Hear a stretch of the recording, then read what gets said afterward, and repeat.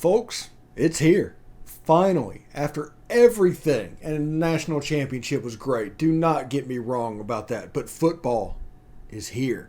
The SEC Kickoff starts today. Lane Kiffin starts the process of talking about Jaxson Dart and Luke Altmyer every single day for about 60 days. This is the Locked On Ole Miss podcast. You are Locked On Ole Miss, your daily podcast on the Ole Miss Rebels, part of the Locked On Podcast Network, your team every day.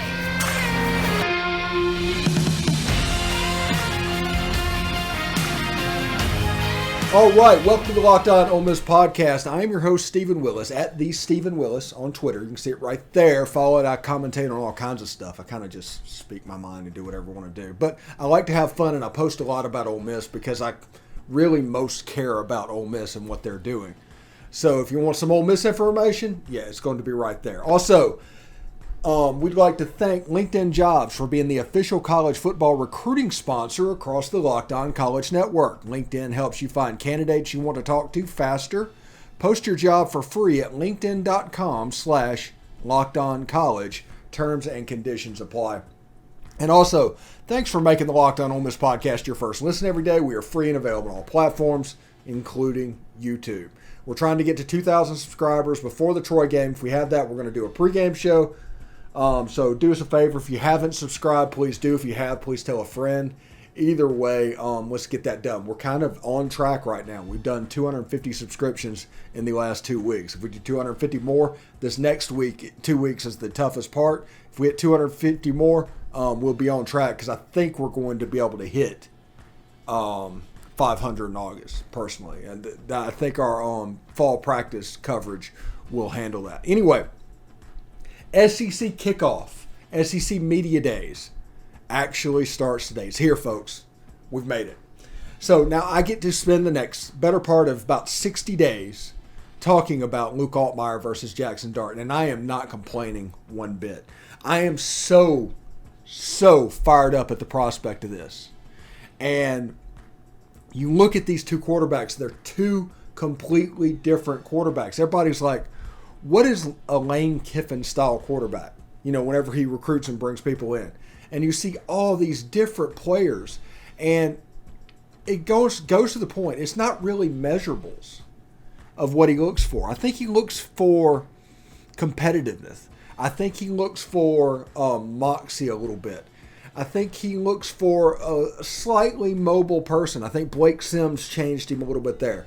Because at Tennessee and USC, if you remember what the quarterbacks looked like way back then, those were kind of different looking animals. He had a style that was in mind for what he wanted to do. But after Alabama, he went through his whole, let's bring Alabama's offense into the future. Can you research this and get this done? And even started with Blake Sims and Jake Coker and some fairly, I'm not going to say average quarterbacks, but he made elite performances out of what should be average quarterbacks. They probably ended up being pretty good. Alabama doesn't really sign bad quarterbacks, but you get my point. And then the good ones started coming in. He recruited them in. The Jalen Hurts, who went to Tua Tagovailoa, who went to Mac Jones. All of those were recruited by Lane Kiffin. Now, my point there is Lane Kiffin recruited those three guys for his offense and what he needed. They're not the same guy. They're not even remotely the same guy. So whenever you have a situation where Luke Altmyer and Jaxson Dart are competing for the quarterback spot, it's going to look different. They're different quarterbacks. So the offense is going to be different with Jaxson Dart as the quarterback than it would with the Luke Altmyer as the quarterback. That is the beauty behind this offense. Even if you go back to Florida Atlantic, and there was a year 2 where they had a quarterback issue, we'll say. That's the 1 year it didn't really work out in Lane Kiffin's recent tenure. But if you look at Jeff Driscoll, I think his last name was Driscoll. Jeff Driscoll went to Florida. I think it was his brother. Played quarterback. He was more of a runner. He was more like honestly, a John Rice Plumlee type quarterback. And that is one of the reasons whenever we did boot camp the offense, we were a little bit fooled on where this could go. Because he did that. He was successful. He won 10 games and won a conference title with that style quarterback. The next year, they tried to do some different things and it didn't really work out. Then Brian Robeson comes in, who was a Matt Corral type quarterback. They win 10 games, conference game, he gets the Ole Miss job. So you have two quarterbacks that was like the John Rice and the Matt Corral. And it's another example of how his system does not have a certain type of quarterback. Like I said, it's not anything wrong with it. Whoever can get first downs, whoever can complete passes, whoever can make plays will win the job. That's the important thing for people to remember. There are people that stylistically have a favorite type of quarterback. There are people that root above all for quarterbacks and will absolutely poo-poo on the starter if their guy doesn't win the job. And there's people that actually do that because I don't know why they do that, but they do. It's like you have to pick a team, you have to ride or die with that team, and if it goes, you have to fight against the other way. That's kind of the way society is now. But I tell people all the time, whoever wins this quarterback job is going to make Ole Miss better.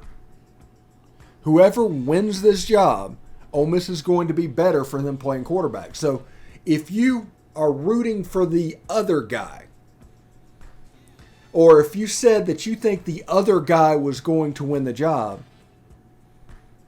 it's kind of a you need to get over it type situation. Because whoever wins this job is going to make the Ole Miss team better. Absolutely. And you have Jaxson Dart, who is the Brett Favre type quarterback. He has a chance to make this offense run, and I think the ceiling is higher with him playing quarterback. But the floor is also lower with him playing quarterback. So you have to make sure his head is absolutely on straight after spring. Everything looks good. He's doing what he's supposed to do. And then we can see what happens. He might be a gamer, but can you risk him not being a gamer if he's not performing in practice? That's an important thing to take into account. Luke Altmyer, we saw him get comfortable against the best defense that we faced last year. No doubt. In 2 games that Luke Altmyer had significant snaps in, he went against Derek Mason in Auburn and Baylor with Dave Aranda and Ron Roberts, defensive coordinator. Nothing to sneeze at. And there was actually a point in the third quarter when you thought, oh my gosh, this kid is getting it together. He's figuring out what he needs to do. In that Sugar Bowl, Matt Corral gets hurt. They weren't expecting Matt Corral to get hurt. So they had to thrust through Luke Altmyer in. There was no game plan for Luke Altmyer. There was no plan at all for Luke Altmyer to play. You didn't know what was on. So in the second quarter, whenever he went in, it was about survival. That's all it was. It was just about survival. At halftime, they went in and they were able to figure out some plays that Luke was comfortable with. Luke told them, hey, we can do this, this, and this, and I feel pretty good about it. Jeff Levy was like, okay. Lane Kiffin was like, okay. And they put those in there, and they did that in the third quarter. Luke Altmyer actually looked good. He did. I mean, you can't really say anything about it. The problem is, I would like to say we were playing against the best defense we played against last year. Because in the fourth quarter, Dave Aranda made adjustments to what the offense was doing and was able to swing the pendulum back a little bit. It's a true freshman, not enough playing time. They didn't game plan. He didn't have a lot of reps during the bowl practice. For all of that in considering, Luke Altmyer did a fantastic job against the best defense we would see. At the same time, Jaxson Dart was coming on at the end of the season with USC. USC ended up finishing 4-8. Now, I'm the type of person that honestly believes that there is a swag element in our society. And that is, it doesn't matter if you win or if it's successful. It's just that if you look good doing it, if it looks cool doing it. And Jaxson Dart really came on last year with USC, and I am not poo-pooing him at all. But USC did go 4-8 with a true freshman quarterback.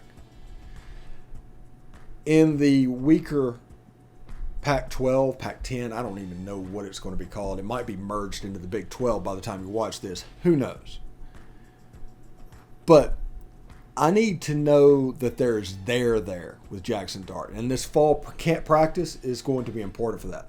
Now, I like both the kids. I think they bring a ton of stuff to the table, and both of which, if their head's on right, can run this offense and do it effectively. This is not like Chad Kelly versus Ryan Buchanan and Devontae Kincaid in 2015, whenever they wanted us to believe there was a quarterback competition. No, this is a real one. And people should not discount either candidate at this point. Right now, coming into fall, it's about the same gap as it was with Jaxson Dart and everything coming into spring. Luke Altmyer was able to perform enough to where Luke Altmyer did not lose any ground in the spring practice. Now, I will also say this. Jaxson Dart had been here 2.5, 3 weeks. He was still learning his way around Oxford. He was still going to class. He was still trying to meet everybody. It was a quick turnaround. Because by the time he got in there and actually started doing it, it was probably the first week in February. Spring practice started about 4 weeks later. It was a quick turnaround. And because of that, every 18-year-old kid is going to struggle doing that. It's just the way it is. But I see signs of hope with both quarterbacks. We are going to follow them for essentially the next 60 days. We figure game 2 or game 3 will be about the time that it's done. You might have him go out against Troy and just absolutely light it up and it'll be over, but we're not anticipating that. Not during this non-conference slate. Not with Kentucky sitting there in game 5. So we're going to talk about this nearly every day for the next 2 months. If that upsets you, I mean, you can skip over it, honestly. But we're going to talk about it because it's important. And every video that talks about that on YouTube gets about 400 more views than videos that don't. So people obviously want to learn about it. Obviously wants to take it to the next level.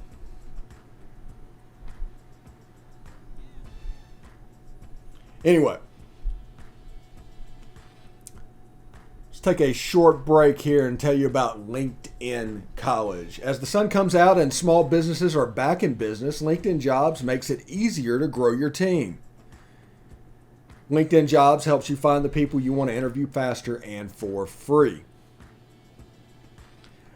Create a free job post in minutes on LinkedIn Jobs to reach your network and beyond on the world's largest professional network of over 810 million people. That's about 10% of the world's population, by the way.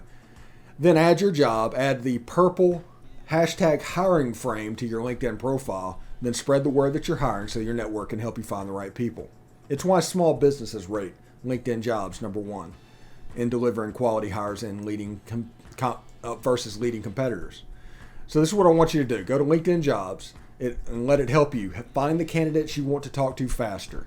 Did you know that every week nearly 40 million job seekers visit LinkedIn? Post your job for free at linkedin.com/lockedoncollege. That's linkedin.com/lockedoncollege to post your job for free. Terms and conditions apply. All right.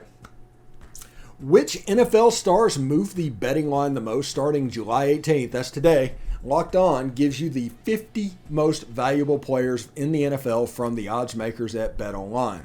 It's available starting today on July 18th on Locked On NFL, wherever you get your podcast, and YouTube. So, that is a pretty cool thing, by the way.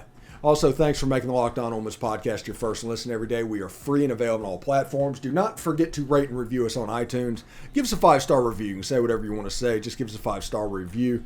We would appreciate it. So in the first segment, we talked all about the quarterback competition because we wanted to talk about the quarterback competition.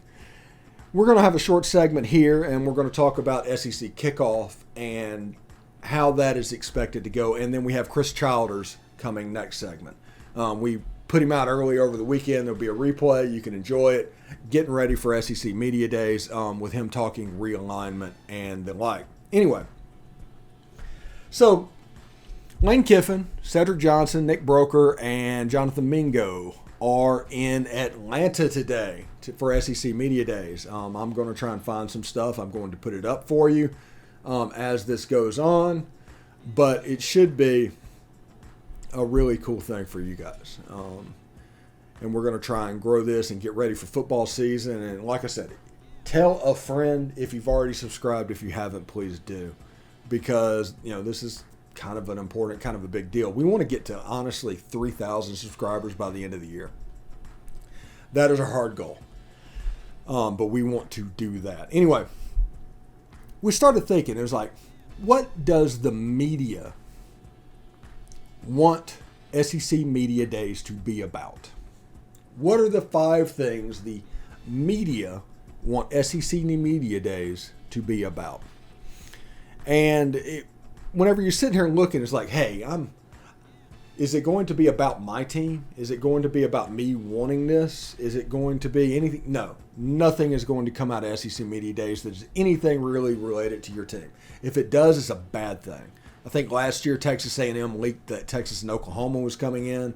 A few years ago, Hugh Freeze got pounded in 2016 or maybe 2017. I'm not 100% real sure when it was. I think it was 2017 Media Days. He got really pat and ended up losing his job, give up $18 million, the whole 9 yards. So there's stuff that happens on top of what everybody goes in hoping for. The media, I think, in this one has 5 things that they want to talk about. Number 1, they want to talk about realignment. So they're going to ask all the coaches and all the players about realignment, period. They want to know because there's rumors all over the place about North Carolina and Virginia and Clemson and Florida State and Miami and all of this in the ACC, all of this stuff in our region of the country. So these reporters want to talk about it. Second, I think they want to talk about Jimbo versus Nick Saban. I know that sounds like 5 years ago, but they are going to try and stoke that rivalry a little bit. It's going to sound like a press junket on America's Sweethearts. We talk 4 or 5 times a day, sometimes for hours. We're such good friends on and off the camera. That type stuff is going to happen, and I think that's the way they're going to handle SEC Media Days on that. But they want to talk about that, and they want to ask all the coaches what they think about that, and especially Lane Kiffin. Third, I think they want to talk about NIL. They want the quotes from everybody probably except Jimbo, Nick, and Lane Kiffin, because they've got those about name and image and likeness in college football right now. Fourth, the transfer portal. And I think the media views the transfer portal as a dirty word still. The same way they used to view Bill Snyder back in the 2000s and 90s, the Michael Bishop Kansas State teams, and teams that were largely built off of JUCOs because it was their thing that you couldn't build off JUCOs. You couldn't do that. You had to do it this way for it to be the right way, and anything else is cutting corners. So they kind of viewed that Bill Snyder's was cutting corners, building his teams. But those Michael Bishop teams were legit, by the way. And when will the transfer portal become less of a dirty word? Because that's the way they look. If you look at the way teams project that Lane Kiffin's season is going to go, a lot of it depends on what they think of the transfer portal. And you will see this whenever they do their SEC West predictions at the end of SEC Media Days. And Ole Miss will probably be everywhere from 5th to 2nd, depending on who it is and what they think about the transfer portal. So we really need to hash out what the transfer portal means. And, of course, the last thing they want to make the SEC Media Days about is them. Anything that will make it media, you already saw the pregame before SEC Kickoff, that it just isn't like it used to be. Well, yeah, it's not supposed to be like it used to be. It's about the fans now. It's not about the media. It's the reason they call it SEC Kickoff instead of SEC Media Days. They're trying to rebrand this, put all the press conferences on the SEC network, everything for everybody to see. It's for the fans. Bring it directly to the fans. And that's a really important thing. If it's a little bit harder for you, that's not their problem, because they're getting more worth by making this a television event on the SEC network. That's just the way it is. All right. Before we talk to Chris, we're going to talk to Chris Childers in just a second. I do want to let you know, BetOnline.net is your number one source for all of your betting needs and sports information. Find all the latest sports developments, league news, and reviews, including this year's NHL playoffs and Major League Baseball. NHL playoffs is over, by the way. BetOnline is your continued source for all of your sporting wagering information, including live betting, esports, and scores. And BetOnline.net remains the best spot for all of your sports scores, podcast, and news this season. Head to the website today or use your mobile device to learn more about the trends in the action. If you're interested, Ole Miss is like a 21.5 point favorite over Troy, and also they're predicted to win 7.5 games in the regular season. If you disagree with any of those, you can kind of put your money with your mouth is and do the BetOnline thing and actually just wager it out. Anyway, BetOnline, where the game starts. All right, thanks for making the Locked On Ole Miss podcast your first listen every day. We are free and available on all platforms, including iTunes. Do not forget to rate and review us on iTunes. You can say whatever you want to say. Just make sure it's a 5-star review. You can talk about how I am braggadocious and I'm just completely full of it, but I have really great guests. And by that, I have Chris Childers from Full Ride on SiriusXM joining us on the show today. How you doing, Chris? I'm doing great, buddy. How are you? Man, I'm doing fantastic. I saw some pictures recently of you taking a European soccer tour. How was that? How was that? It was everything I ever hoped and dreamed that it would be. I mean, you and I have known each other for a while, and you're kind of instrumental in my learning about the Premier League and being able to go over there and live it and experience just that atmosphere. Like, I cannot tell people enough, as great as college football is, the atmosphere there for pro football is better. It's just like all-encompassing. Wow, for 90 minutes, you're just like, holy crap, I want to live here so I can experience this all the time. It was magical. It really was. I cannot wait to get back. And strangely enough, I've become an Arsenal supporter through the whole thing. I know, which is, we're rivals now. Yeah. We're gonna have to take opinions and say things at crossways. Yeah. So, all right. Whenever you came back, all hell broke loose. UCLA and USC decided they were going to do the Big Ten. The Pac-12 might dissolve. The Big 12 might take them up. Tell me a little bit what you're hearing from all the conversations you've had over the last couple of weeks. Yeah, it's been crazy. Essentially it's coming down to two leagues. It's becoming an NFC, AFC kind of system. I think there is room for these other conferences to exist, the ACC, the Big 12, the Pac-12 in some form. But I think what's going on is, if you look at the NFL, they are giving their the Sunday ticket deal to, Apple or Amazon? I think it's Apple, for $3 billion. Now think about that. That's like secondary television. Like, they've already paid for the rights. That's $3 billion on top. ESPN, Fox are starting to realize what they have. They can create this Sunday enterprise on Saturdays. So they're creating these mega leagues. Oklahoma, Texas to the SEC, USC, UCLA to the Big Ten. And I doubt we're done there when it comes to those two conferences. But really what the networks are doing, they understand what this is. This is valuable stuff. We live in a world where everybody watches television now a la carte. They stream. The only thing people are watching live are sports. So this is, to a network, this is bullion. This is really important. And the fact that the reason I mentioned the NFL money, $3 billion, is because if you compare it to college football, these executives are getting this for pennies on the dollar.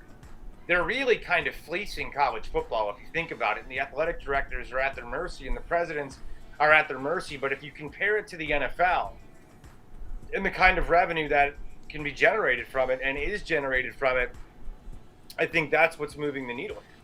This is all about TV networks saying we want to create NFL on Saturdays, and they understand the kind of money that's at stake. Now, I think there's a huge power play here for Notre Dame. And I think what's going to end up happening is that the Big Ten will add Stanford and Cal, and that will be Notre Dame's, okay, we're in.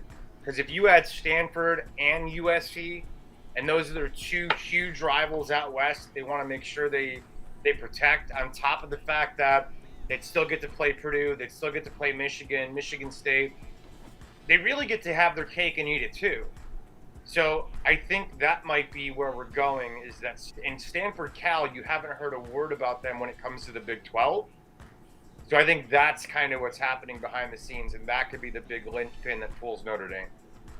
Yeah, and the next question would be, what does the SEC do? And is my opinion right now, the SEC doesn't want to move because the next move is going to destroy what college football the way we knew it. Whoever makes the next move is going to do it. And I don't think the SEC wants to be the conference that does that. But after the Big Ten grabs, if they grab Notre Dame and Stanford and do all that, the prettiest girl at the ball is probably North Carolina. Am I not wrong? Yeah, North Carolina is very, very attractive from an academic standpoint, from an athletic standpoint. They're a gem. They're not going to get left behind. I will tell you that. No matter what happens, no matter where this goes, I highly doubt a brand like North Carolina gets left behind. I think they're the most attractive brand in the ACC. Some people would say, well, what are you talking about? Look at Clemson, look at Florida State. Clemson, to me, is a Johnny-come-lately, and they've been incredible. But is this whole era of NIL and transfer portal going to kill Clemson? Because Dabo's not willing to play the game. I don't know. You know, my gut is it probably will. It will set them back. They won't be the program that they've been. But we'll see. You know, maybe he can do it his way and still be competitive. My guess would be no. Florida State's just, you know, Florida State was never the juicy brand, but they were always an incredible football program with Bobby Bowden. From a revenue eyeball standpoint, I'm not sure what the numbers would mean. I'm also not sure what they would mean for Miami. So I think Carolina, I think you're absolutely onto it when you mention who's the most attractive from that, who's left, and I think the SEC would love to have them. That's not going to upset any of their membership. I don't know if they'd have a partner come with them, but I think the North Carolina, from an academic, athletic standpoint, would only enhance the SEC. Yeah, my idea is the SEC, if they get North Carolina, they might try to partner them up with Virginia. Which is another academic powerhouse. Like, that's another school that I think, and I don't know if you've ever been there. It's beautiful, man. It is like. Yeah, I've been to Charlottesville. It's almost amazing they lose, like, because it's like, wow, that place is gorgeous. I would love to play football there. I could see that, and those together are both. I think academics matter in this. I do, and especially in the Big Ten, they're really high on that American institution, whatever it is, the AAU or whatever, something or other. Yeah. And I know that matters to them, which is why Stanford and Cal certainly are attractive there. But North Carolina has a lot of value, and I think Virginia. Certainly for the same reasons, maybe not quite the same athletic panache, but they're a school that you like to have a part of your group. There's no question about it. Yeah, and I think everybody, like the Big Ten has always done academics, and they always say, well, they prefer academics over the SEC. Well, if you look at the SEC, Oklahoma, Texas, Florida, Georgia, it's kind of quietly become an improved academic conference, and that's not even to mention Vanderbilt. 100%. And it would only add, if you add a North Carolina, if you add programs like that. I mean, I think those days of people knocking the academics in the Southeast have got to be over. I really think with the football and what we've seen from an SEC perspective and just the dominance, I think it's been invested in the universities, and I think kids from all over the country are going to these schools more than ever. I cannot tell you how many times I've had conversations with kids that are from my neck of the woods in suburban Chicago that are going to Alabama. Like, they're going to Alabama a lot. Like, kids from Chicago. I never would have thought that 20 years ago when I was going to college. But that's the power of the football. That's the power of the brand. And with that, you can increase what you charge people to come. from out of state. You can increase certainly the academic standards, and all of a sudden you got yourself a pretty damn good school. And I think we've seen that throughout the southeastern part of the country. Yeah, and that's why presidents are so willing to let TV networks take control and do what they want to do, because this is essentially a 3-hour commercial that they put on every Saturday, and every game is televised. And why wouldn't you? And that's the thing. I mean, I've talked to people from overseas. For example, there was a golfer that I talked to from LSU who was from Australia, and he visited the Southeast for the first time, and he's like, I have to come here. I have to go to school here. I have to be a part of what this is like. You just don't get this any other place. Like, college football is wonderful in other parts of the country. The Big Ten, there's certain pockets. You know, you'll have a great time at an Ohio State game. You'll have a great time at a Michigan game, but it's not true for all member institutions. It's just different in the SEC, and people are gravitating to that. They see what happens on Saturdays, and they say, I want to tailgate. I want to be a part of the parties. I want to rush the fraternity that, you know, wears their Sunday best to the football stadium on Saturdays, which is never even heard of in the Midwestern part of the country. I mean, you wear T-shirts and jeans to a football game. It's remarkable. And I think really just the exposure of it, and the fact that, like you said, there's 3-hour commercials on CBS, on ESPN, every second on the SEC network. All corners of the globe see that. They see where it's sexy in college athletics, and they want to come be a part of that, whether that's being a student athlete or just a regular student. Yeah. And Chris, man, thank you very much for coming by and talk to us. We were going to talk about the season. We'll get to that another time. Hopefully you'll come on. But I appreciate it, Chris. Absolutely. Invite me anytime. All right. Have a good day, bud. See ya.